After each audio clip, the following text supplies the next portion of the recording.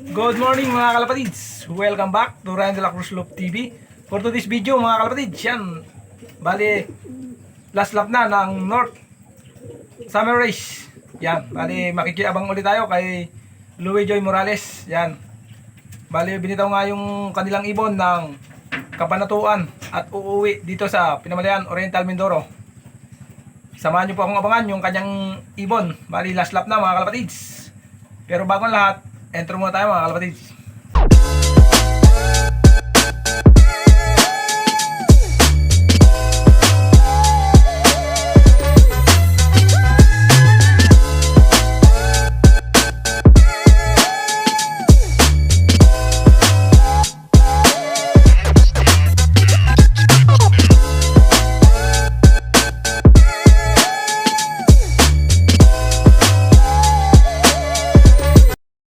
At heto na nga mga kalapatids, ikaklak lang yung ibon. Biglaan ang dating mga kalapatids, kaya hindi agad natin nabidyohan. Nakita natin, nasa landing board na mga kalapatids, kaya wala tayong video ng dating ng ibon. Yan, bali, naiklak natin, 1,080. Yan mga kalapatids. Kabanatuan City, Nueva Ecija.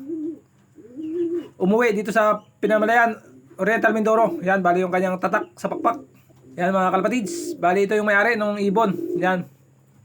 Napakagaling na ibon mga kalapatids. Bali, padalawang sali lang niya sa derby mga kalapatids. Pero nakapagpawi agad siya ng malayo at patatlo pa sa lap winner mga kalapatids. Bali, pantatlo siya sa clacking. Pagkaklak niya, nasa unahan siya mga kalapatids. Kaso nasipa nung dalawa na malayo ang distance. Yan mga kalapatids, yung walang sawang kasama lagi natin sa pag-aabang ng ibon ni Louie Joy Morales. Yan. At ito nga mga kalapatids, yung kanyang simpleng loop. Yan. Yan lang yung dati kong loop mga kalapatids. Tapos mag-aalaga daw siya ng ibon mga kalapatids. Kaya binigay na natin, pero siya na nagpagawa ng mga dingding at bubong niyan mga kalapatids. Yan. Bali pinipicture na yung ibon at ipapasa sa GC. Yan mga kalapatids. Pati yung mga tatak. Tapos yung mga sticker. Newbie lang yan mga kalapatids. Pero talagang nakapagpawi siya ng Kabanatuan. Yan mga kalapatids. Napakatibay.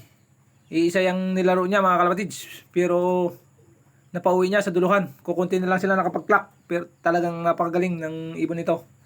Tsaka itong may-ari mga kalapatids. At heto na mga kalapatids. Yung ibon. Fresh from Kabanatuan, Nueva Ecija. Baliwala yung kanyang nilipad. Hindi man lang siya napagod mga kalapatids. Pang-tatlo siya sa clocking. Pang-tatlo sa pulling. Pang-lima sa overall sa 3 laps. Pang-lima sa overall sa 2 laps. Yan mga kalapatids. Susunod panlap Newbie panser lang ang may-ari, pero talagang napakaganda agad nung nilipad ng kanyang ibon.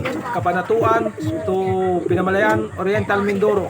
Yan, napakahirap din ang pauwian mga kalapatids. Talagang konti lang din ang nakauwi.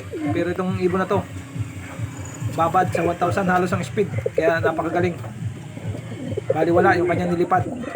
Shoutout nga pala kay Boss Ronel Salcido Barrido. Yan, from Occidental Mindoro, CFC Club. At kay Kim Joribel Garcia ng Rojas. Yan, shout out sa inyo boss. Maraming salamat po sa lahat po ng nanood, nag-like at nag-share ng aking video, at sa patuloy pa rin pong nagpa-follow. Yan, maraming salamat po.